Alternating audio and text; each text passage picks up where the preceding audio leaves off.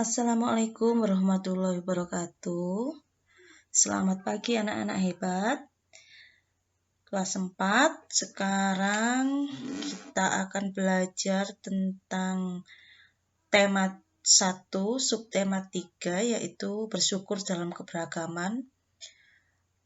Lanjutan dari pembelajaran pertama, kita akan sekarang belajar tentang pembelajaran yang kedua. Kemarin kita sudah membahas tentang keragaman makanan yang ada di Indonesia. Hari ini kita akan membahas tentang keberagaman rumah adat yang ada di Indonesia. Kalian tahu tidak, di Indonesia ada berapa jumlah provinsi? Ada yang tahu? Ya, di Indonesia itu ada 34 provinsi. Masing-masing provinsi mempunyai rumah adat yang berbeda-beda. Bentuknya berbeda, namanya juga berbeda. Sekarang kita akan bahas mulai dari rumah adat Sabang sampai Merauke. Kalau di buku siswa kalian hanya ada contoh dari rumah adat 8 rumah adat. Kita di sini dalam pembelajaran daring ini kita akan membahas tentang 34 rumah adat yang ada di Indonesia. Yang pertama, kita mulai dari ujung barat wilayah Indonesia di Pulau Sumatera. Kita mulai dari Pulau Sumatera. Ada NAD. Apa NAD itu? Ya, Nangro Aceh Darussalam. Kalian biasanya terkenal dengan nama Daerah Istimewa Aceh. Nangro Aceh Darussalam ini nama rumah adatnya yaitu Rumah Aceh. Rumah adat ini biasa juga disebut dengan Rumah Krong Bade dengan sebutan lainnya yang dari Rumah Aceh tadi. Ciri khasnya pada tangga terdapat 3 buah tangga di bagian depan rumah, gunanya untuk pintu masuk para tamu dan orang-orang yang ada di sana. Di tangganya ada 3. Banyak ya. Tangga tersebut memiliki tinggi sekitar 2,5 sampai 3 meter dari tanah. Wow, berarti ini rumahnya sangat tinggi sekali nih. Jumlah anak tangga pun umumnya ganjil. Jika dilihat dari dindingnya, terdapat ukiran yang khas disesuaikan dengan tingkat ekonominya. Semakin banyak ukiran, maka ekonomi yang mempunyai rumah juga semakin bagus atau bisa semakin kaya. Bentuk dari rumah adat Indonesia ini persegi panjang, memanjang dari timur ke barat. Itu aturannya mungkin dari adat istiadatnya. Sedangkan atapnya menggunakan daun rumba. Daun rumba itu semacam daun dari kelapa kalau di sini. Setiap bagian memiliki fungsi sendiri-sendiri. Ada tempat santai, gudang, ada ruang keluarga. Tapi dulu memang menggunakan seperti ini, tapi sekarang rumahnya sudah pada gedung. Di belakangnya itu ada gedung ya. Rumah ini sudah jarang sekali atau bisa dibilang langka, jarang digunakan. Sudah berpindah ke rumah gedung. Kita lanjut ke provinsi kedua, yaitu Sumatera Utara. Rumah adat Sumatera Utara biasa dikenal dengan nama Rumah Bolon. Merupakan rumah khas suku Batak. Dulunya rumah adat ini tempat tinggal 13 raja yang berdomisili di Sumatera Utara. Nama raja itu ada Raja Nagaraja, ada Raja Atian, Raja Mogam, dan yang lainnya. Ada beberapa jenis yang dimiliki oleh rumah ini. Antara lain ada Bolon Toba, Bolon Karo, Bolon Pakpok, Bolon Angkola, Bolon Simalungun. Rumah adat ini berbentuk persegi panjang atau ya dengan model panggung sama seperti miliknya Aceh tadi ya, hampir sama. Tinggi dari tanah sekitar 1,75 meter. Berarti masih tinggi yang rumah Aceh tadi, 3 meteran. Terdapat tangga di tengah badan rumah yang fungsinya memudahkan masuk ke dalam rumah. Di setiap rumah terdapat tiang-tiang penopang, sedangkan atapnya berbentuk pelana kuda. Pelana kuda itu yang biasanya dipakai untuk penunggang kuda, ditempatkan di atas kuda. Ada beberapa ruang, diantaranya salah satunya itu ruang jabu soding, khusus untuk anak perempuan. Kalau tadi rumah Aceh itu banyak ukiran, kalau ini terlihat sangat polos sekali, banyak tiang-tiangnya, tangganya hanya satu. Kalau rumah Aceh tadi tangganya ada 3. Kita lanjut ke Sumatera Barat. Sumatera Barat ini dikenal dengan rumah Bagonjong. Ada yang menyebut juga dengan rumah Baanjung. Memiliki bentuk yang persegi panjang, sama seperti tadi. Bentuk atapnya mirip seperti tanduk kerbau. Tanduk kerbau runcing ya. Runcing. Atapnya terbuat dari ijuk. Ketahanannya tidak perlu diragukan lagi. Umumnya ada 1 tangga. Pada dindingnya dihiasi dengan ukiran-ukiran, sama seperti rumah Aceh tadi banyak ukirannya. Tapi tangganya ini cuma 1. Kalau Aceh tadi berapa? 3 ya. Kita lanjut ke Provinsi Riau. Ada 2 ya Riau ini, ada Riau dan ada Kepulauan Riau. Sekarang kita ke Riau dulu. Nama rumah adatnya Melayu Selaso. Ini ada yang menarik dari rumah ini, yaitu memiliki ukiran dari ciri khas Riau. Ukirannya, temanya ini tema alam, yaitu lebah bergayut, pucuk rebung, selembayung, dan lain sebagainya. Nama lain dari rumah Riau ini adalah rumah Selaso Jatuh Kembar. Fungsinya bukan untuk ditinggali, tapi sebagai tempat musyawarah.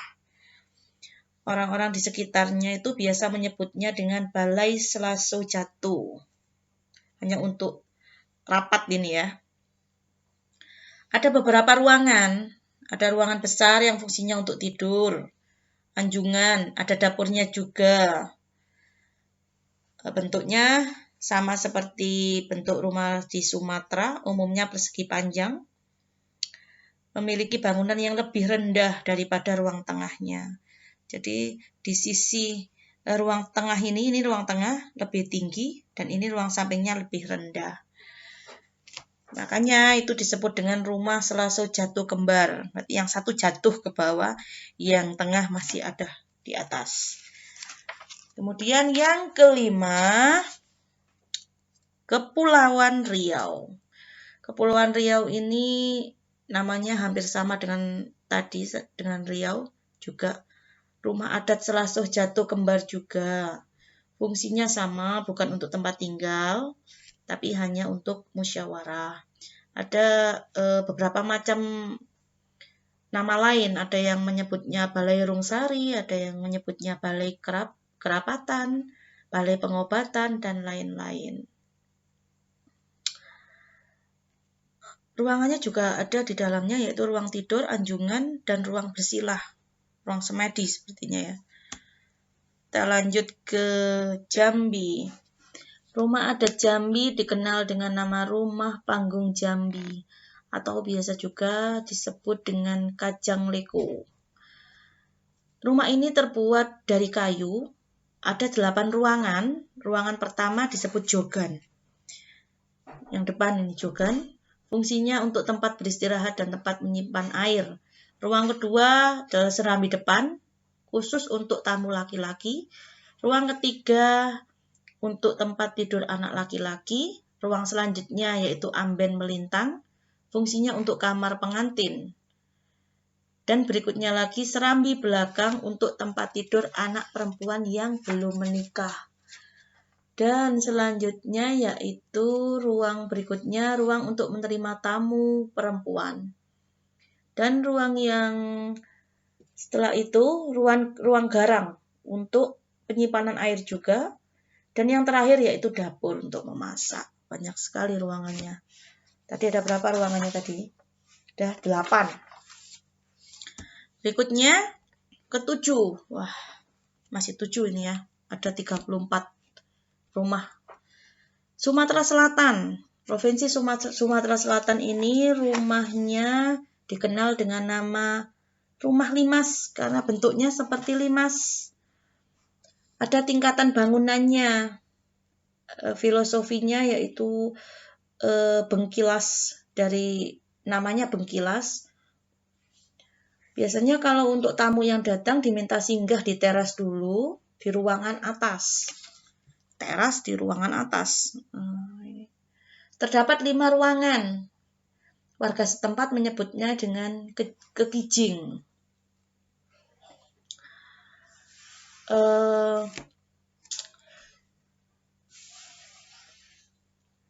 Ukiran dindingnya bernuansa budaya Palembang.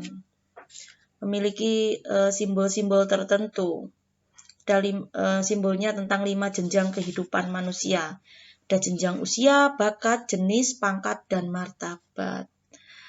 Selain itu, tingkat pertama yang disebut dalam ruangan ini disebut pagar tenggalung. Tidak ada dinding pembatas. Ruangan ini bernuansa santai, digunakan untuk menerima tamu. Kemudian kita lanjut ke rumah adat Bangka Belitung. Rumah adat ini disebut dengan rumah rakit limas. Ada 3 jenis rumah adat Bangka Belitung, yaitu rumah rakit, rumah limas, dan rumah panggung. Ketiganya memiliki sentuhan adat Melayu. Rumah rakit, pertama itu rumah rakit, banyak dibangun di pinggir Sungai Musi, ditempati oleh keturunan Tionghoa. Banyak yang menganggap rumah limas ini merupakan peninggalan zaman kerajaan Sriwijaya. Kemudian awal mulanya rumah limas ini dimulai dari rumah rakit yang ada di Sumatera Selatan. Akhirnya rumah rakit ini dikenal dengan ciri khasnya sebagai rumah khas Bangka Belitung. Materialnya dari bambu, tapi bukan sembarang bambu yang digunakan. Bambu yang digunakan adalah bambu manyan. Ukurannya sangat besar, sangat tahan sekali. Kemudian rumah limas ini mencerminkan status sosial pemiliknya. Umumnya yang memiliki rumah ini adalah keturunan keluarga Sultan Palembang, saudagar kaya, dan pejabat pemerintah Hindia Belanda. Menjajah dulu ya. Yang 9 adalah rumah adat Bengkulu yang dikenal dengan nama Bubungan Limah. Bubungan Limah. Karena apa? Ditopang oleh tiang-tiang pada bagian penopangnya. Tidak seperti rumah tinggal pada umumnya, rumah ini digunakan untuk tempat acara saja. 3 bagian pada rumah ini yaitu bagian atas, bagian tengah, dan bagian bawah. Atas, tengah, dan bawah. Masing-masing bagian mempunyai fungsi. Fungsinya ada fungsi masing-masing. Kemudian material utama, bahannya adalah dari kayu. Yang digunakan hanya kayu medang kemuning yang memiliki kualitas yang sangat khusus. Setiap orang yang bertamu di sana diharuskan menggunakan tangga untuk memasuki rumah ini. Tangganya ini tidak boleh loncat-loncat, tidak boleh kalau di sini. Kita lanjut ke provinsi yang 10, masih ada di wilayah Sumatera. Rumah adat Lampung atau biasa disebut dengan Nuwo Sesat. Lampung memiliki rumah adat yang dijadikan sebagai tempat bagi penyimbang atau purwatin untuk musyawarah. Cirinya panggung, sisi bangunannya terdapat ornamen yang dianggap khas dan berbeda. Ornamen ini seperti ini. Ini kayunya melintang-melintang. Rumah adat Lampung berukuran sangat besar.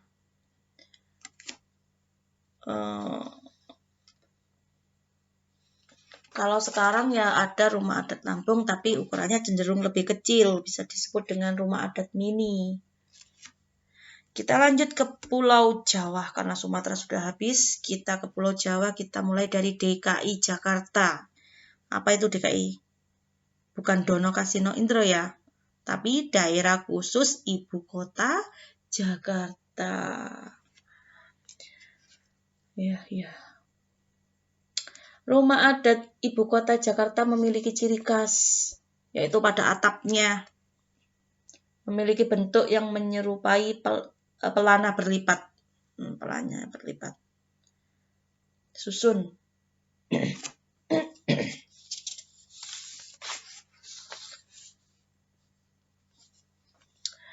Rumah adat ini disebut dengan rumah kebaya. Bukan baju kebaya ya. Rumah kebaya. Jika dilihat dari sisi samping ada lipatan-lipatan kebaya. Ini sisi sampingnya ini. Untuk corak ornamennya adalah dari mengusung tema corak khas suku Betawi. Rumah kebaya ini disebut bagian dari Keraton Cirebon karena rumah ini terlihat sangat bagus meskipun usianya sudah sangat tua. Karena warga telaten dalam mengurusnya. Jadi kebudayaannya sangat unggul. Kita lanjut ke Provinsi Jawa Barat. Nah, ini adalah Keraton Kasepuhan Cirebon. Rumah ini berdiri pada tahun 1529. Wah. Yang pendirinya yaitu Pangeran Cakrabuana. Rumah tradisional ini merupakan perluasan dari keraton sebelumnya yang bernama Keraton Pakungwati. Jika kalian berkunjung ke Jawa Barat, kalian akan disambut oleh pintu gerbang utama keraton yang cukup unik. Ketika masuk ke dalam gerbang, akan mendapati kretek Pangrawitan. Nah, baru kalian bisa menyaksikan keraton ini. Nanti akan ada rute. Jadi ada seperti ini memang untuk masyarakat umum nanti ada petunjuk arah kalian akan masuk kemana, melalui pintu mana itu ada penunjuknya. Masih ada di area Jawa Barat, provinsi perluasan ya. Pemisahan dari Jawa Barat itu ada 2, Jawa Barat dan Banten. Rumah adat Banten disebut dengan Baduy sesuai dengan nama sukunya, suku Baduy. Merupakan rumah tradisional yang dihuni oleh suku Baduy. Suku Baduy adalah kelompok etnis asli Banten yang berdomisili di Kabupaten Lebak dan Banten. Rumah ini berbentuk julang ngapak. Sebutan ini diberikan oleh masyarakat setempat dan rumah ini terbuat dari bahan bambu dan seperti panggung ya. Nah, ini panggung. Kalau di wilayah Sumatera panggungnya tinggi-tinggi, kalau ini panggungnya tidak begitu tinggi tapi rendah. Rumah ini merupakan simbol dari kesederhanaan masyarakat Baduy. Hanya untuk tempat berlindung dan memperoleh kenyamanan. Suku Baduy ini mempunyai kekeluargaan yang sangat kental, saling gotong royong, tolong menolong. Jadi unsur kerjasamanya sangat bagus sekali. Rumah ini memiliki 3 bagian, yaitu sosoro atau depan, tepas tengah, dan imah belakang. Lanjut kita ke Provinsi Jawa Tengah, ada rumah joglo. Memiliki ruangan juga, berfungsi untuk menerima tamu. Ciri khasnya ada ornamen, sentuhan kejawaan, ada ukiran-ukiran. Berbentuk seperti pendopo ya. Kita lanjut ke DI Yogyakarta. Apa DI itu? Daerah Istimewa. Daerah Istimewa Yogyakarta. Disebut dengan Bangsal Kencono. Bangsal Kencono. Ini terkenal dengan tempat tinggal raja yang mirip dengan rumah joglo, tapi lebih mewah dari rumah joglo, lebih lebar. Arsitektur bangunannya dipengaruhi oleh gaya Portugis, Belanda, dan Cina. Dan ada sentuhan Jawa pada ukiran pada tiang, atap, dan dinding. Materialnya atau bahan yang digunakan untuk atap yaitu genteng sirap atau tanah, dindingnya dari kayu dengan kualitas bagus, warna tiangnya umumnya hijau tua dan hitam. Penopangnya umpak batu yang memiliki warna keemasan. Ini yang sini umpak batu. Lanjut kita ke provinsi Jawa yang paling timur, yaitu Jawa Timur. Disebut rumah joglo Situbondo. Rumah joglo Situbondo ini berbeda dengan yang di Jawa Tengah, walaupun bagian-bagiannya ada kemiripannya. Ini ada dua fungsi, yaitu sebagai tempat tinggal dan tempat bersejarah. Ciri khasnya, ukirannya sederhana, tidak begitu rumit, tidak serumit rumah joglo dari Jawa Tengah dan Jogja. Makna seninya yang sangat tinggi. Kemudian bentuknya limas atau darah gepak. Persis seperti namanya, rumah ini ditemukan di wilayah Situbondo, Jawa Timur. Salah satu daerah yang ada juga yaitu di Ponorogo. Kita lanjut ke Provinsi Bali. Provinsi Bali ini namanya Rumah Gapura yang dijadikan sebagai gerbang rumah-rumah tradisional di Bali. Ada dua buah candi yang berbentuk serupa, membatasi kanan dan kirinya. Kanan dan kirinya ini ada candinya. Berfungsi untuk sebagai tempat masuk ke pekarangan. Candi itu menduduki posisi luar dari puri atau pura, yaitu sebagai penyambut tamu. 18. NTB. Apa itu NTB? Nusa Tenggara Barat. Provinsinya, pulaunya ada di sebelah timur Pulau Bali. Namanya Dalam Loka. Dalam itu artinya istana dan loka artinya dunia. Aduh, ini namanya rumah adat Dalam Loka. Fungsinya sebagai tempat pemerintahan atau tempat raja-raja Sumbawa zaman dahulu. Ukirannya cukup besar, bangunannya ditopang oleh 99 tiang. Lambang dari sifat Allah yaitu Asmaul Husna, 99. Ruangannya juga ada banyak. Ada ruang sidang, kamar mandi, ruang dalam. Fungsinya sebagai tempat musyawarah, pertemuan adat dan keagamaan. Lanjut kita ke Nusa Tenggara Timur. Lebih sederhana sepertinya ini, padahal dalam satu pulau.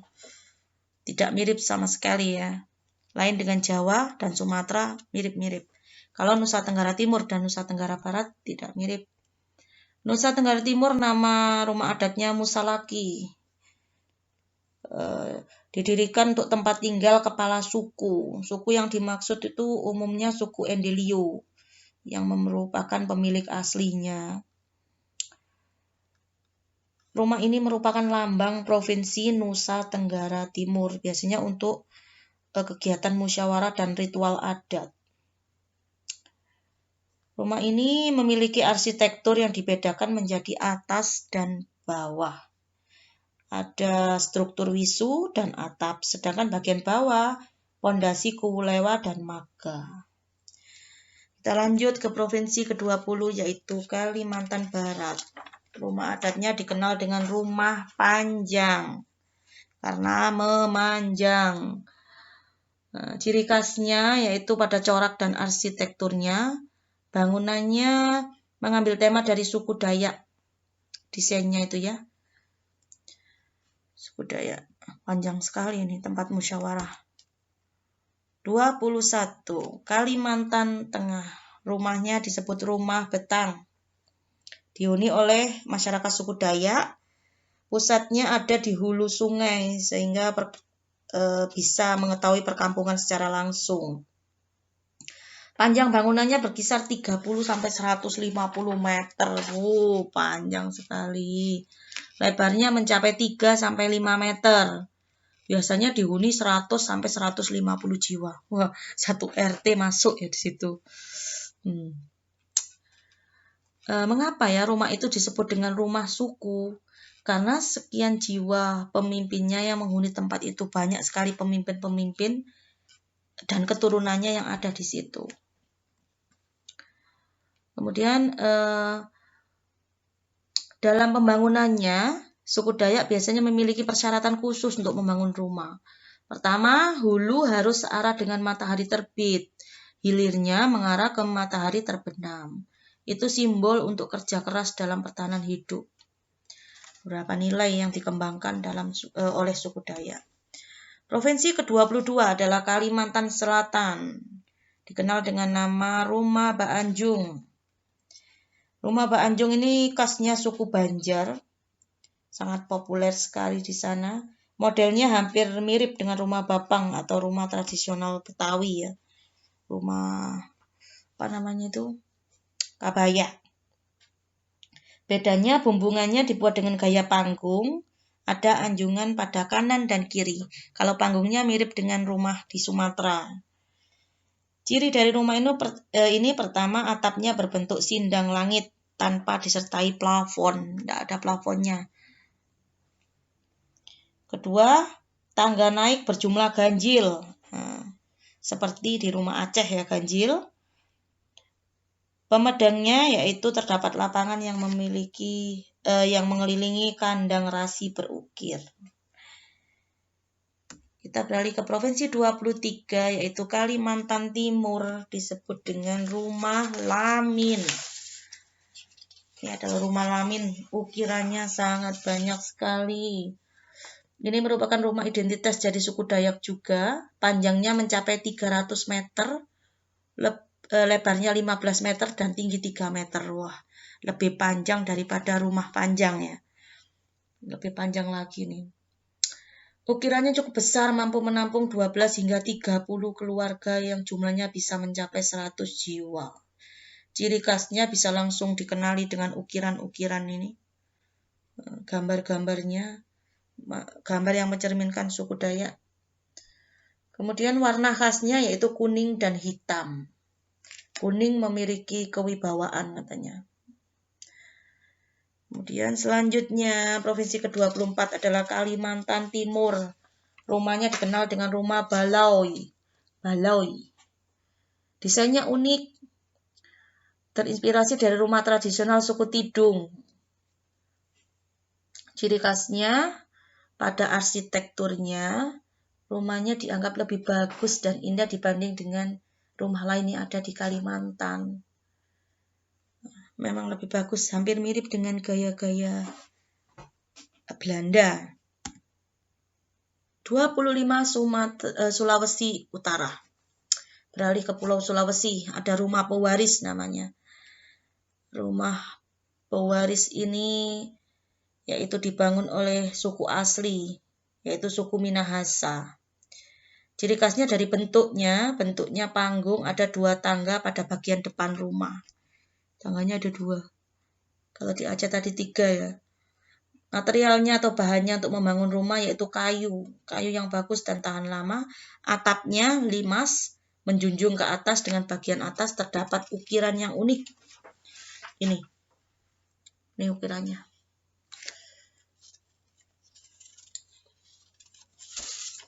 Lanjut kita ke provinsi 26 yaitu Sulawesi Barat. Ada rumah boyang. Rumah boyang, ada beberapa orang yang menyebutnya dengan rumah Mandar karena suku asli penghuninya yaitu suku Mandar.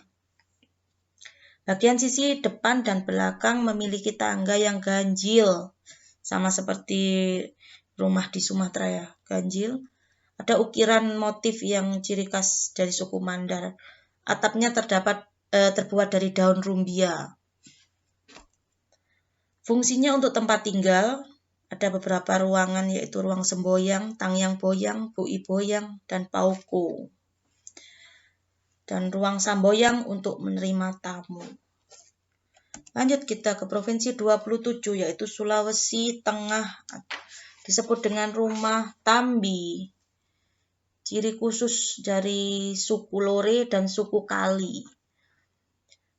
Nah, rumah ini disebut rumah kepala adat. Tapi penduduk biasa juga ada yang tinggal di rumah ini. Memiliki tangga yang ganjil. Kalau untuk rumah kepala adatnya, kalau untuk penduduk biasa, tangganya berjumlah genap. Bentuknya panggung, atapnya difungsikan sebagai dinding. Sekaligus ya. Terbuat dari bambu dan daun rumba. Perlu diketahui bahwa bentuk rumah ini memiliki makna yang sendiri. Bentuk segitiga, simbol dua relasi horizontal dan vertikal. Memiliki makna relasi antar manusia di bentuk segitiga. Sedangkan vertikalnya bermakna hubungan antara manusia dan sang pencipta. Vertikal itu ke atas ya. Selanjutnya yaitu Provinsi ke-28 Sulawesi Tenggara. Disebut dengan rumah Buton Malige. Rumah ini unik, anak tangganya ditutupi oleh atap. Tidak biasa ya, ciri khasnya anak tangganya ditutupi oleh atap.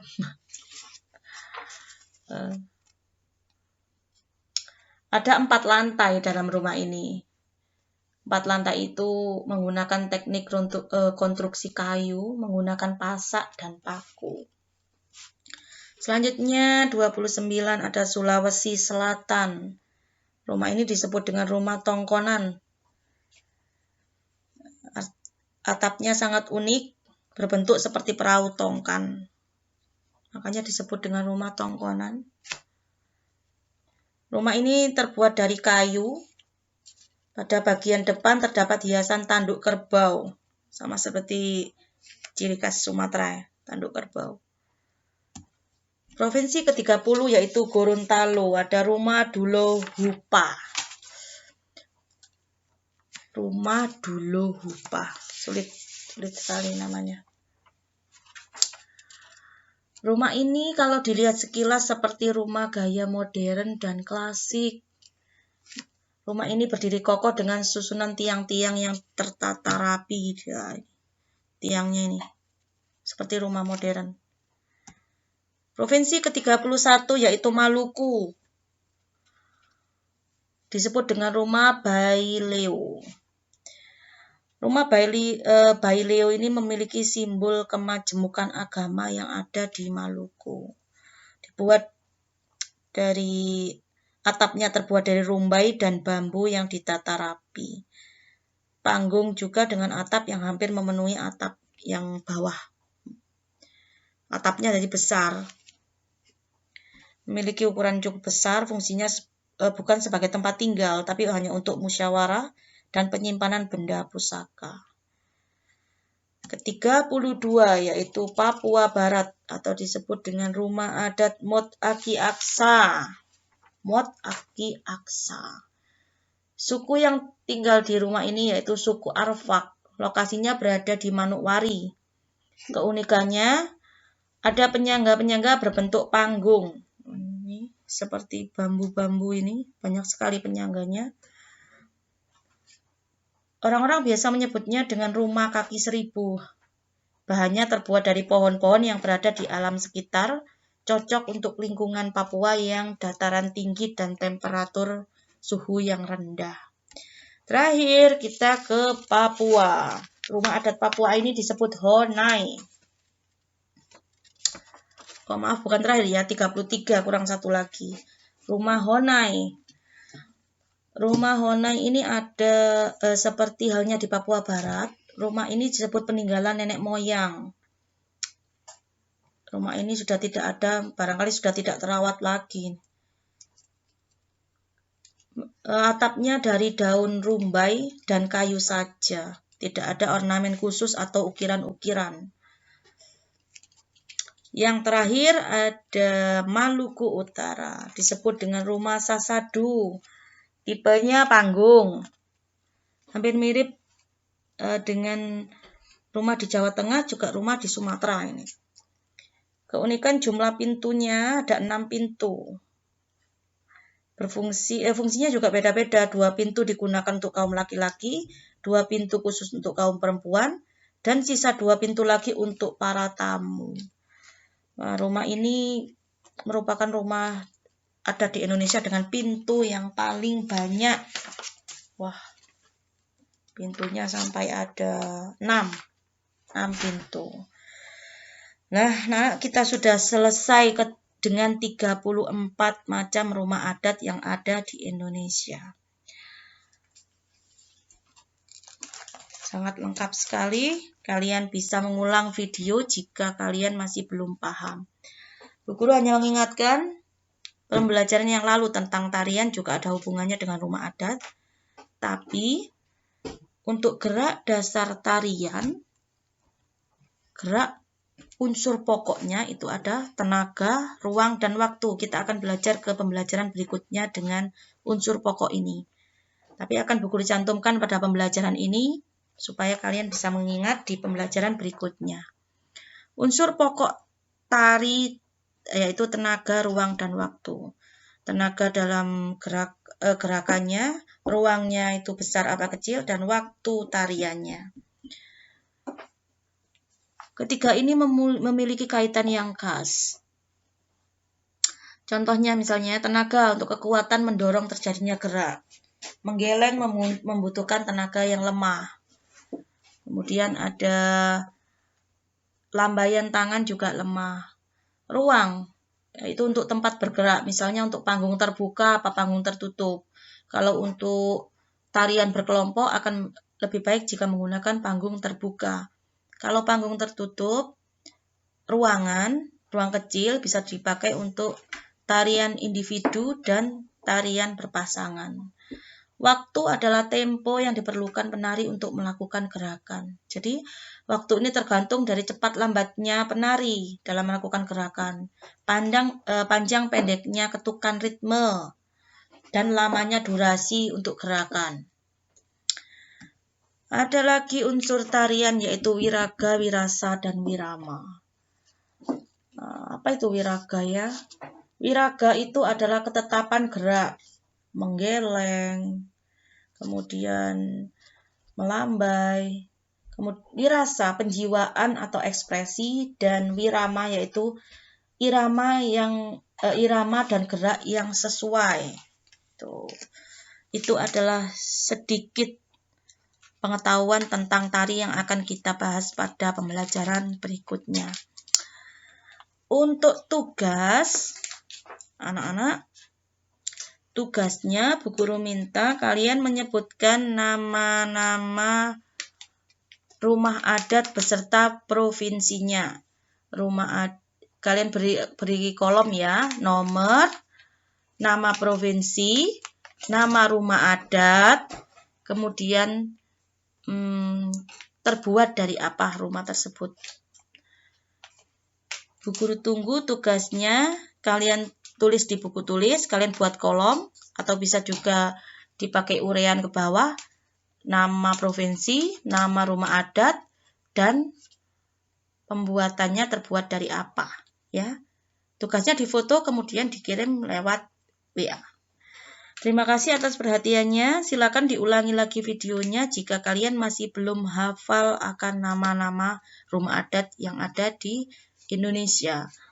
Anak-anak tetap jaga kesehatan, kerjakan tugas sebaik mungkin meskipun kalian tidak sekolah. Bu Guru tunggu tugasnya sampai jam 5 sore. Bu Guru akhiri, selamat belajar. Assalamualaikum warahmatullahi wabarakatuh.